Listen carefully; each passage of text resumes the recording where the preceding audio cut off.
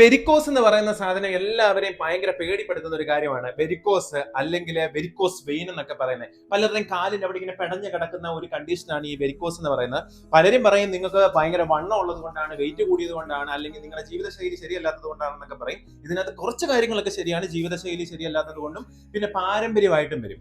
പിന്നെ നമ്മൾ ഈ വെരിക്കോസ് വെയിനെ ഒരു സയന്റിഫിക് വേയിൽ നമ്മൾ നോക്കുകയാണെങ്കിൽ സ്ത്രീകളിൽ ഒരു 80% വരുന്നത് പ്രഗ്നൻസി ടൈമിലാണ്. അതായത് ഒരു വർഷത്തിൽ ഒരു 10 തൊട്ട് 18 കിലോ വരെ പെണ്ണുങ്ങളിൽ കൂടാൻ ചാൻസ് ഉണ്ട് സ്ത്രീകളിൽ. അപ്പം നമ്മൾ ശ്രദ്ധിക്കേണ്ട കാര്യം എന്ന് പറയുന്നത് ഈ പ്രഗ്നൻസി കഴിഞ്ഞിട്ട് അവരുടെ ഹെൽത്ത് കെയറുകളൊന്നും ചെയ്യാതിരിക്കുമ്പോഴത്തേനും ഈ വെരിക്കോസ് എന്ന് പറയുന്ന കണ്ടീഷൻ കൂടാൻ ചാൻസ് ഉണ്ട് സ്ത്രീകളിൽ. പുരുഷന്മാരെ സംബന്ധിച്ച് ഒരു 20% വരുന്നത് അവരുടെ ലൈഫ് സ്റ്റൈൽ കൊണ്ട് വരുന്നതാണ്. ഭക്ഷണ രീതികൾ ശരിയല്ലാത്തതും, വ്യായാമങ്ങൾ ഇല്ലാത്തതും, ഒരുപാട് നേരം നിൽക്കുന്നതും ഇരിക്കുന്നതും ഒക്കെ ആയിട്ടുള്ള ജോലികൾ, പിന്നെ സിഗരറ്റ് വലി കൊണ്ട്, അതായത് സ്മോക്കിംഗ് കൊണ്ടൊക്കെയാണ് പുരുഷന്മാരിൽ ഈ വെരിക്കോസ് എന്ന് പറയുന്ന ഒരു കണ്ടീഷൻ ഉണ്ടാക്കുന്നത്. ഇപ്പൊ സ്ത്രീകളിൽ ഉണ്ടാകുന്നത് ഹോർമോണൽ ഫ്ലക്ച്വേഷൻ കാരണമാണ്. പക്ഷെ ആ ഫ്ലക്ച്വേഷൻ ഉണ്ടായിട്ട് അവരതിന് പ്രോപ്പർ ആയിട്ടുള്ള ട്രീറ്റ്മെന്റോ മാനേജ്മെന്റോ ചെയ്യാത്ത പക്ഷമാണ് അവർക്ക് ഈ വെരിക്കോസ് എന്ന് പറയുന്ന ഒരു കാര്യം ഉണ്ടാകുന്നത്. ഹെറിഡിറ്ററി ആയിട്ട് വെരിക്കോസ് എന്ന് പറയുന്ന ഒരു കണ്ടീഷൻ ഉണ്ടെങ്കിലും നിങ്ങൾക്ക് നിങ്ങളെ തന്നെ മോഡിഫൈ ചെയ്യാനുള്ള ഒരുപാട് ചാൻസസ് ഇന്നത്തെ മെഡിക്കൽ ഏരിയയിലുണ്ട്. കാര്യം നിങ്ങൾക്ക് എക്സസൈസ് ചെയ്യാം, ലൈഫ് സ്റ്റൈൽ ആയിട്ടുള്ള ന്യൂട്രീഷൻസ് എടുക്കാം. അപ്പൊ ഒരുപാട് കാര്യങ്ങൾ അങ്ങനെ നിങ്ങൾ ശ്രദ്ധിക്കാണ്ട് ഉണ്ടാകുന്ന കാര്യങ്ങളാണ് സ്ത്രീകളിൽ ഉണ്ടാകുന്ന കാര്യം. അപ്പൊ നമ്മളിവിടെ മെയിൻ ആയിട്ട് പറയുന്നത് ഈ വെരിക്കോസിന് വേണ്ടിയുള്ള എക്സസൈസ് എന്താണെന്ന്. അതായത് ഫസ്റ്റ് എക്സസൈസ് ചെയ്യുമ്പോൾ ഉണ്ടാകുന്ന ആ ഒരു പ്രോസസ്സ് നിങ്ങൾ പഠിച്ചു വെക്കണം. അതായത് ഫസ്റ്റ് നമ്മുടെ ഹാർട്ട് പിടിയിരിക്കുന്നു. ഹാർട്ട് ബ്ലഡിനെ പമ്പ് ചെയ്യും. ഹാർട്ട് ബ്ലഡിനെ പമ്പ് ചെയ്ത് ഓക്സിജൻ ബ്ലഡ് ആയത്, അതായത് ഓക്സിജൻ ഉള്ള ബ്ലഡിനെ ആർട്ടറി ധമനി വഴി എവിടെ എത്തിക്കും? മസിൽസിലെത്തും. എവിടെ? നമ്മുടെ കാഫ് മസിൽസ്. എന്റെ ഈ കാഫിന്റെ മസിൽസിലാണ് എത്തുന്നത്. കാരണം ഞാൻ ഇങ്ങനെ നിൽക്കുന്ന സമയത്ത് ഗുരുത്വാകർഷണ ബലം താഴെ നിന്ന് വളരെയധികം കൂടുതലാണ്. അപ്പൊ നമ്മുടെ വെയിറ്റും കാര്യങ്ങളും എല്ലാം താഴെ നിന്ന് വലിക്കുന്നത് കൊണ്ട് തന്നെ ബ്ലഡ് താഴെ ചെന്നിട്ട് തിരിച്ച് റിട്ടേൺ ഹാർട്ടിൽ വരാനായിട്ട് ഒരു പ്രഷർ എടുക്കും. ഈ പ്രഷർ കംപ്ലീറ്റ് ആയിട്ട് നടക്കാത്ത പ്രോസസ്സുകളിൽ ചില സ്ഥലങ്ങളിലെ വെയിനിൽ ഇത് കെട്ടിക്കിടക്കാൻ ചാൻസ് ഉണ്ട്. അതായത് വെയിൻ ഇങ്ങനെ ബൾജ് ചെയ്ത് വരും. ഇതാണ് വെരിക്കോസ്. ഓക്കെ, അപ്പം ഹാർട്ട് പമ്പ് ചെയ്ത് ബ്ലഡിനെ വിട്ട ബ്ലഡ് എവിടെ ചെല്ലണം? അത് ഓക്സിജൻ നിറഞ്ഞ ബ്ലഡ് ആണ്. നല്ല ഓക്സിജൻ നിറഞ്ഞ ബ്ലഡ് താഴെ നമ്മുടെ കാലിന്റെ ഈ മസിൽസിലേക്ക് ചെല്ലുന്നു. ഈ മസിൽസിൽ ചെന്നിട്ട് ഇതിനെ എന്ത് ചെയ്യും? കൺട്രാക്ട് ചെയ്യും. ഇതിനെ കൺട്രാക്ട് ചെയ്ത് കഴിയുമ്പോഴാണ് ഇതിന്റെ അകത്തുനിന്ന് വേസ്റ്റ് ആയിട്ടുള്ള കാർബൺ ഡൈ ഓക്സൈഡ് ആയിട്ട് അടങ്ങിയിരിക്കുന്ന ഒരു ബ്ലഡ്, അതിന്റെ വേസ്റ്റ് മെറ്റീരിയൽ വരും. ഈ വേസ്റ്റ് ആയിട്ട് വരുന്ന മെറ്റീരിയൽസ് ആ ബ്ലഡ് തിരിച്ച് പമ്പ് ചെയ്ത് വീണ്ടും ഹാർട്ടിൽ വന്ന് ഓക്സിജൻ ആയിട്ട് തിരിച്ചു വരണം. ഇതാണ് ആ പ്രോസസ്സ്. ഹാർട്ട് പമ്പ് ചെയ്യുന്നു, ബ്ലഡ് ഓക്സിജൻ ബ്ലഡ് വരുന്നു, മസിൽസിന് അവിടെ വരുന്നു, ആക്റ്റീവ് ആകുന്നു. ആക്റ്റീവ് ആയതിനു ശേഷം അതിന്റെ അകത്തുനിന്ന് കാർബൺ ഡൈ ഓക്സൈഡ് അതിന്റെ ഭാഗമായിട്ട് വേസ്റ്റ് ആയിട്ട് ഉണ്ടാകും. അതിനെ തിരിച്ച് വീണ്ടും റിട്ടേൺ അടിക്കണം. ഈ റിട്ടേൺ അടിക്കുന്നിടത്താണ് ആ കളി ഇരിക്കുന്നത്. റിട്ടേൺ അടിച്ചു കഴിയുമ്പോൾ താഴെ നിന്ന് മുകളിലോട്ട് പൊങ്ങി വരത്തില്ല. കാരണം എന്ന് പറയുന്നത് ഇവിടെ മൊത്തം എനിക്ക് വെരിക്കോസ് വന്ന് ഇവിടെ മൊത്തം വെയിൻ ആയിട്ട് കെട്ടിക്കിടക്കുക. അതായത് ഇതിന് ഏറ്റവും വലിയൊരു ഉദാഹരണം പറയുവാണെങ്കിൽ എൻ്റെ ഫാദറിന് ഏകദേശം ഒരുപാട് നാളുകൊണ്ട് അമ്മയ്ക്കൊക്കെ അറിയാവുന്ന ഒരു കാലമുണ്ട്. അപ്പൊ അത് അമ്മയോട് ചോദിക്കുമ്പോൾ അമ്മ കറക്റ്റ് ആയിട്ട് പറയും 10 വർഷത്തോളം ആയി മോനെ അത് ഉണ്ടായിട്ട്.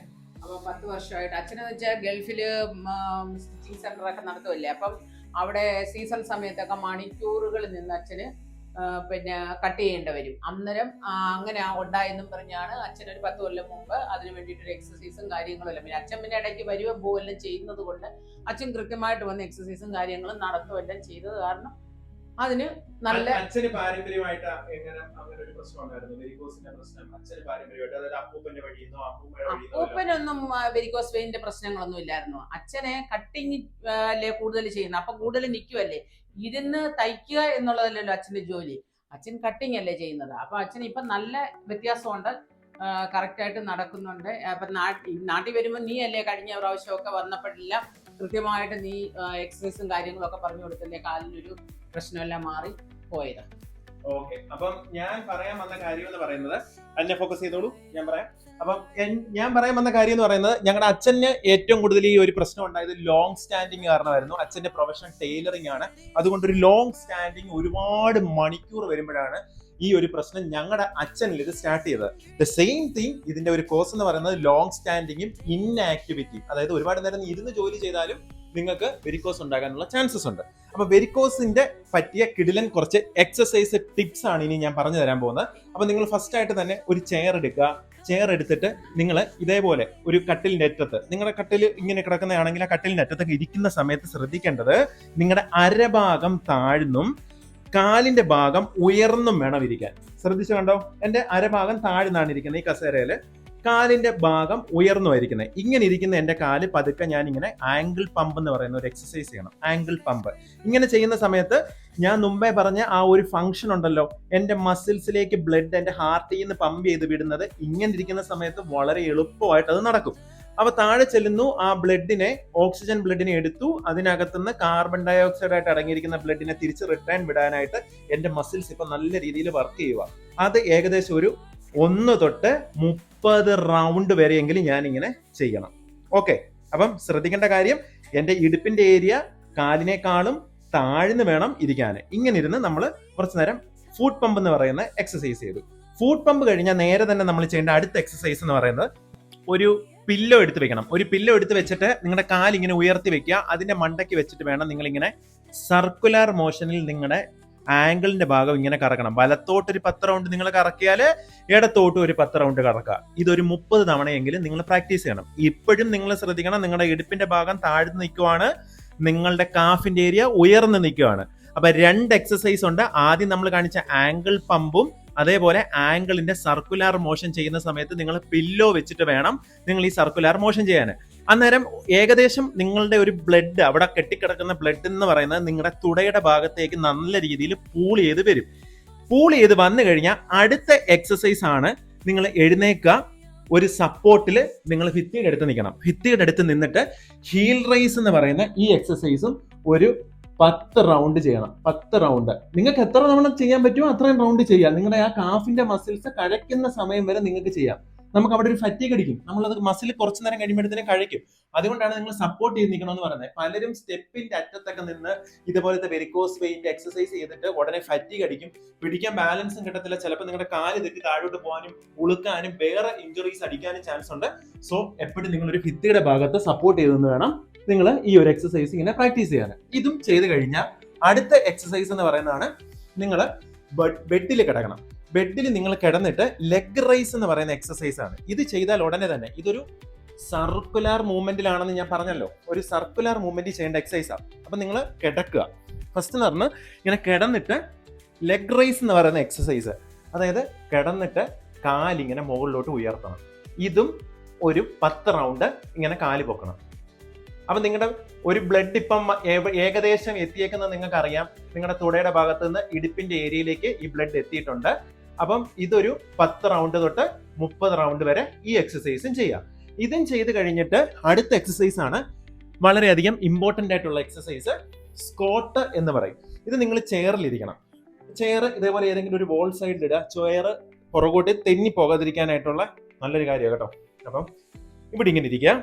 ഇവിടെ ഇരുന്നിട്ട് വിത്തൗട്ട് സപ്പോർട്ട് ആയിരിക്കണം. നിങ്ങൾ തോളിന്റെ മുകളിൽ ഇങ്ങനെ കൈ വെച്ചിട്ട് പതുക്കെ എഴുന്നേക്കണം. ഇങ്ങനെ എഴുന്നേക്കുമ്പോഴത്തേനും താഴെ ഇത്രയും നേരം നിങ്ങൾ എക്സസൈസ് ചെയ്ത് കൺട്രാക്ട് ചെയ്ത് നിന്ന് നിങ്ങളുടെ കാഫിലെ മസില് നല്ല രീതിയിൽ പ്രഷർ കൊടുത്ത് ബ്ലഡിനെ മുകളിലോട്ട് പമ്പ് ചെയ്ത് കൊടുക്കും. ഓക്കെ, അപ്പം ഈ എക്സസൈസ് ഒക്കെ ചെയ്യുന്ന സമയത്ത് സാധാരണ ഞങ്ങൾ ഫിസിയോതെറാപ്പിസ്റ്റുമാര് സ്റ്റോക്കിങ്സ് എന്ന് പറയുന്ന ഒരു സാധനം നമ്മുടെ വെരിക്കോസ് വെയിൻ ഉള്ളവർക്ക് ഇട്ട് കൊടുക്കാറുണ്ട്. അതായത് ഒരു ടൈപ്പ് ഓഫ് കംപ്രഷൻ ബാൻഡേജ്, അതാണ്ട് നിങ്ങൾക്ക് ഇപ്പം സ്ക്രീനിൽ കാണാൻ പറ്റും. ഒരു ടൈപ്പ് ഓഫ് കംപ്രഷൻ ബാൻഡേജ് ഇട്ടിട്ടാണ് ഈ ഒരു കംപ്ലീറ്റ് സർക്കിൾ എക്സസൈസ് ചെയ്യിപ്പിക്കുന്നത്. ഇതിന്റെ ഗുണം എന്താണെന്ന് ചോദിച്ചു കഴിഞ്ഞാൽ, സാധാരണ വെരിക്കോസ് എന്ന് പറയുന്ന ഒരു പ്രശ്നം ഉണ്ടാകുന്ന ടൈമിൽ നമ്മുടെ ഈ പറയുന്ന വെയിൻസിന്റെ ഇലാസ്റ്റിസിറ്റി അല്ലെങ്കിൽ ആ സ്ട്രെച്ച് ആകുന്ന അവസ്ഥ കംപ്ലീറ്റ് ആയിട്ട് നഷ്ടപ്പെട്ടു പോകും. അതേപോലെ തന്നെ ഈ എക്സസൈസുകൾ ചെയ്യുന്ന സമയത്ത് മസിൽസ് ഇങ്ങനെ ചുരുങ്ങുകയും ചെയ്യും, കൺട്രാക്ട് ചെയ്യുകയും ചെയ്യും. ഈ കൺട്രാക്ട് ചെയ്യുന്ന സമയത്ത് ഓൾറെഡി വെരിക്കോസ് എന്നുള്ള കണ്ടീഷൻ അടിച്ചിരിക്കുന്ന ഞരമ്പുകളെല്ലാം വീണ്ടും സ്ട്രെച്ച് ആകാനുള്ള ചാൻസും കൂടുതലാണ്. ബ്ലഡ് അവിടെ വീണ്ടും കെട്ടിക്കിടക്കാനുള്ള ചാൻസ് കൂടുതലാണ്. ദാറ്റ്സ് വൈ ഈ സ്റ്റോക്കിങ്സ് എന്ന് പറയുന്ന സാധനം നിങ്ങൾക്ക് മെഡിക്കൽ സർജിക്കൽ എക്യുപ്മെന്റ്സ് കടകളിൽ നിങ്ങൾക്ക് വാങ്ങാൻ കിട്ടും, അല്ലെങ്കിൽ ഓൺലൈനിലാണെങ്കിലും ഇത് കിട്ടും, ഈ സ്റ്റോക്കിങ്സ് എന്ന് പറയുന്നത്. അപ്പൊ സ്റ്റോക്കിങ്സ് കാലിൽ ഏകദേശം നിങ്ങളുടെ മുട്ടിന്റെ മുകളിൽ വരെ നല്ല രീതിയിൽ കവർ ചെയ്ത് ഇട്ടതിന് ശേഷം വേണം ഞാൻ ഈ കാണിച്ച എല്ലാ എക്സസൈസും നിങ്ങൾ കംപ്ലീറ്റ് ആയിട്ട് ചെയ്യാൻ. ഇത് നമ്മൾ ഫിസിയോതെറാപ്പിസ്റ്റുമാരുടെ നേതൃത്വത്തിൽ നമ്മൾ എക്സസൈസ് ചെയ്യുന്ന പ്രോട്ടോകോളിൽ ഉപയോഗിക്കുന്ന ഒരു കാര്യമാണ് സ്റ്റോക്കിങ്സ് എന്ന് പറയുന്നത്. പിന്നെ നിങ്ങൾ ഹോസ്പിറ്റലിലൊക്കെ ബെഡ് റിഡൻ ആയിട്ട് കിടക്കുന്ന പേഷ്യൻസിനെയൊക്കെ കാണാൻ ഈ സ്റ്റോക്കിങ്സ് ഇട്ടിരിക്കുന്നത്. സ്റ്റോക്കിങ്സിന്റെ ഉപയോഗമാണ് ഞാൻ പറഞ്ഞത്. നല്ല രീതിയിൽ കംപ്രഷൻ ചെയ്യുകയും ചെയ്യും, സ്റ്റെബിലിറ്റിയും കിട്ടും. അപ്പം നമുക്ക് എക്സസൈസ് ചെയ്യുന്നതിന്റെ ഗുണം കംപ്ലീറ്റ് ആയിട്ട് കിട്ടും. ഇതാണ് വെരിക്കോസ് വെയിന് ചെയ്യേണ്ട ഒരു കംപ്ലീറ്റ് സർക്കിൾ ഓഫ് എക്സസൈസ് എന്ന് പറയുന്നത്. ട്രൈ ചെയ്ത് നോക്ക്. അപ്പോൾ പുതിയൊരു വീഡിയോയിൽ കാണുന്നിടം വരെ ബൈ ബൈ.